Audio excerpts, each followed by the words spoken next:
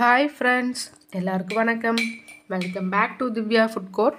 இன்றைக்கி நம்மளோட சேனலில் ரொம்பவே சூப்பரான டேஸ்டியான பருப்பு போலி எப்படி பண்ணணும்னு நாங்கள் பார்க்க போகிறோம். இந்த போலி பார்த்திங்கன்னா நல்லா சாஃப்டாக செம்ம டேஸ்டியாக இருக்கும். ஈஸியாக நம்ம வீட்டிலே பண்ணிடலாம். வாங்க இப்போ நம்ம ரொம்பவே சாஃப்டான டேஸ்டியான பருப்பு போலி எப்படி பண்ணலான்றதை பார்த்துடலாம். வாங்க இப்போ நம்ம வீடியோக்குள்ளே போகலாம்.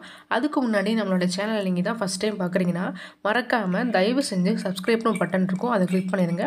பக்கத்தில் பார்த்திங்கன்னா பெல் பட்டன் இருக்கும், அதையும் கிளிக் பண்ணிடுங்க. வாங்க இப்போ நம்ம வீடியோக்குள்ளே போயிடலாம்.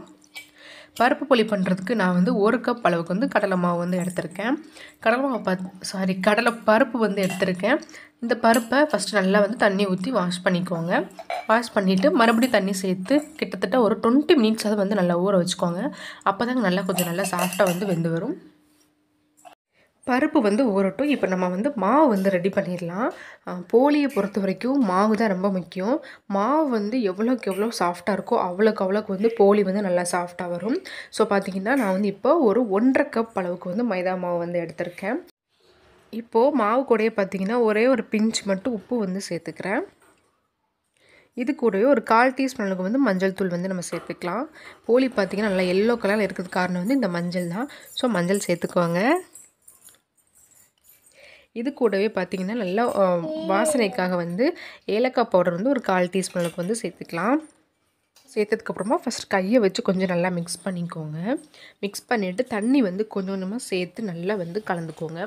இந்த போலியை பொறுத்த வரைக்கும் நம்ம பரோட்டாக்கு எப்படி பண்ணுறோமோ அதே மாதிரி தாங்க. நல்லா மாவு ஊறணும். கிட்டத்தட்ட பார்த்திங்கன்னா ஒரு 4 ஹவர்ஸ் ஊறுச்சு அப்படின்னா போலி நல்லா சாஃப்டாக வரும். பட் நான் இப்போ அவ்வளோ நேரம் ஊற வைக்க போகிறதில்ல. எனக்கு இப்போ இருக்கிற டைமில் நான் ஜஸ்ட் ஒரு 1 ஹவர் மட்டும் ஊற வச்சுக்க போகிறேன். நீங்கள் நல்லா ஒரு 4 ஹவர்ஸ் ஊற விட்டிங்கன்னா நல்லா சாஃப்டாக சூப்பராக போலி வரும். இப்போ மாவுக்கு கொஞ்சம் கொஞ்சமாக தண்ணி சேர்த்து நீங்கள் மாவு பிசைஞ்சு எடுத்துக்கோங்க.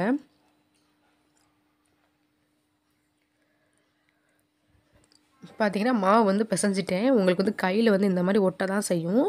அதனால் பார்த்திங்கன்னா இப்போ நான் கொஞ்சமாக நெய் சேர்த்துக்கிறேன். நெய் அப்படி இல்லைன்னா எண்ணெய், உங்கள்கிட்ட எண்ணெய் இருக்கோ அது சேர்த்துக்கோங்க. போலியை பொறுத்த வரைக்கும் நம்ம நெய் சேர்க்கும் போது ஃப்ளேவர் ரொம்பவே சூப்பராக இருக்கும்.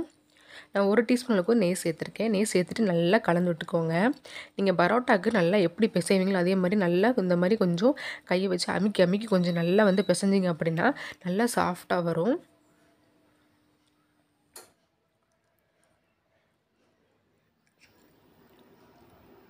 இந்த மாதிரி நல்லா கையை வச்சு நல்லா புஷ் பண்ணிங்கன்னா மாவு பிசைகிறதுக்கு ரொம்ப ஈஸியாக இருக்கும்.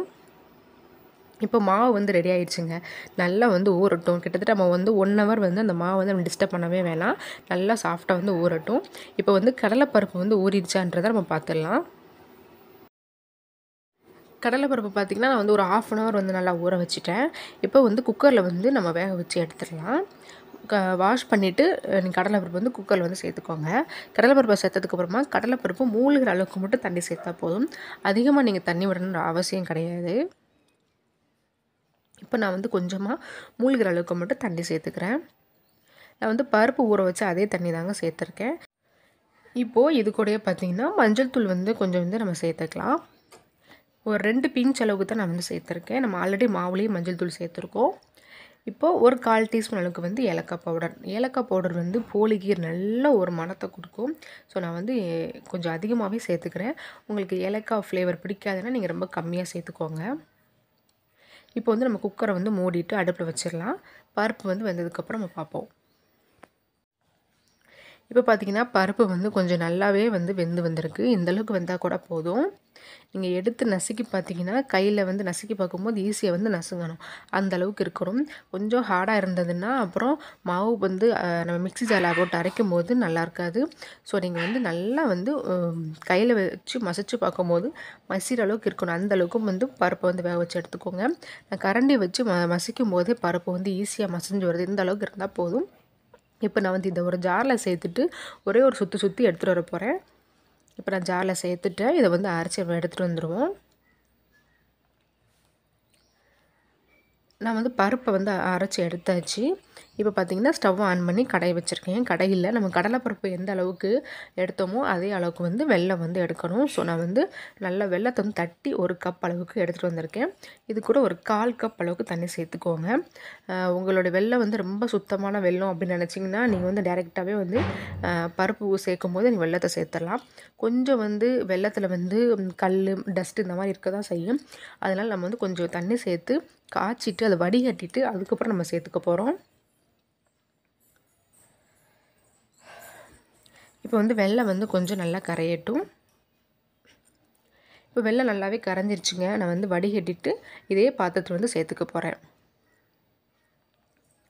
வடிகட்டின வெல்லத்தை வந்து சேர்த்துக்கிட்டேன். இப்போ நான் மறுபடியும் ஸ்டவ்வை ஆன் பண்ணிவிட்டு நம்ம வந்து பருப்பு வந்து அரைச்சி வச்சுருக்கோம் இல்லையா கடலைப்பருப்பு, அதை வந்து இப்போ நம்ம டைரெக்டாகவே வந்து சேர்த்துக்கலாம்.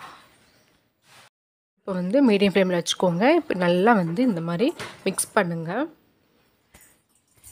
பருப்பு வந்து நல்லா கெட்டி இல்லாமல் நல்லா மிக்ஸ் பண்ணி எடுத்துக்கோங்க. பருப்பு வந்து இந்த மாதிரி நல்லா திக்காக வரும்போது நான் வந்து ஒரு 2 டேபிள் ஸ்பூனுக்கு வந்து தேங்காய் வந்து துருவி வச்சுருக்கேன். நம்ம அதை வந்து இப்போ சேர்த்துடலாம். நீங்கள் தேங்காய் அதிகம் வேணாலும் சேர்த்துக்கலாங்க. டேஸ்ட் ரொம்ப சூப்பராக இருக்கும். இது கூட பார்த்திங்கன்னா ஏலக்காய் தூள் வந்து மறுபடியும் ஒரு 1/4 டீஸ்பூனுக்கு வந்து சேர்த்துக்கிறேன். இது கூடவே ஒரே ஒரு பிஞ்ச் அளவுக்கு மட்டும் உப்பு வந்து சேர்த்துக்கலாம். தூள் உப்பு வந்து சேர்த்துருக்கேன். அவ்வளோதாங்க. இப்போ நல்லா வந்து நம்ம வந்து மிக்ஸ் பண்ணிடலாம். நம்ம இந்த பூரணத்தை வந்து ரெடி பண்ணி வச்சுட்டிங்க அப்படின்னா உங்களுக்கு தேவைக்கப்போ நீங்கள் எடுத்து கூட யூஸ் பண்ணிக்கலாம். இதை நல்லா இந்த மாதிரி ரெடி பண்ணிவிட்டு ஒரு பாக்ஸில் போட்டு நீங்கள் ஃப்ரிட்ஜில் வச்சுட்டிங்கன்னா ஒரு 5 to 6 டேஸ் வரைக்கும் ரொம்ப நல்லாயிருக்கும். நீங்கள் வந்து இதை வந்து போலிக்கும் யூஸ் பண்ணிக்கலாம். நீங்கள் வந்து சுசியம் பண்ணுறீங்கன்னா அதுக்குமே வந்து பார்த்திங்கன்னா இந்த பூரணத்தை வந்து நீங்கள் வந்து யூஸ் பண்ணிக்கலாம். ஸோ நீங்கள் ஃப்ரிட்ஜில் வச்சுட்டிங்கன்னா உங்களுக்கு வேணுன்றப்ப நீங்கள் எடுத்து டக்குன்னு வந்து யூஸ் பண்ணிக்கலாம். இப்போ வந்து நல்லா கலந்தாச்சு. ஃபைனலாக இது கூட வந்து ஃப்ளேவருக்காக வந்து நான் ஒரே ஒரு ஸ்பூனுக்கு வந்து நெய் வந்து நான் சேர்த்துக்கிறேன். நீங்கள் வேண்டாம்னா அவாய்ட் பண்ணிக்கலாம். நான் ஜஸ்ட் ஒரே ஒரு ஸ்பூனுக்கு வந்து நெய் சேர்த்துக்கிறேன். இப்போ நான் வந்து ஸ்டவ் ஆஃப் பண்ணிவிட்டு கொஞ்சம் நல்லா அந்த பூரணை வந்து ஆறட்டும். ஆறுனதுக்கப்புறமா நம்ம வந்து போலி வந்து ரெடி பண்ணிடலாம்.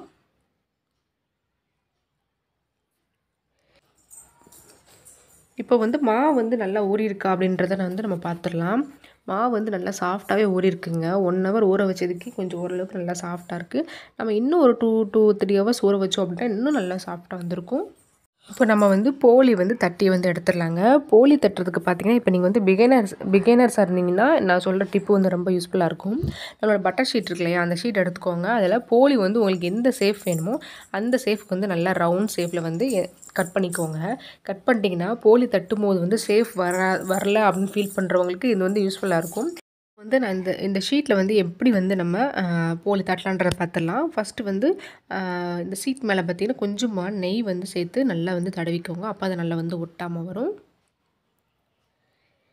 நெய் தடவிட்டு நமக்கு எந்த அளவுக்கு மாவு வேணுமோ அதை வந்து எடுத்துக்கலாம். மாவை வச்சுட்டு மறுபடியும் நம்ம கையில் வந்து நல்லா ஒட்டாமல் இருக்கிறதுக்காக நெய் வந்து தடவிக்கோங்க. தடவிட்டு ஜஸ்ட்டு ஒரு சின்ன ஷேஃபில் வந்து நீங்கள் தட்டிட்டு உள்ளுக்குள்ளே வந்து பூரணத்தை வந்து நல்லா உருட்டி வந்து வச்சுக்கோங்க. இந்த மாதிரி சின்ன ஷேஃபில் வந்து ஃபஸ்ட் தட்டிக்கோங்க.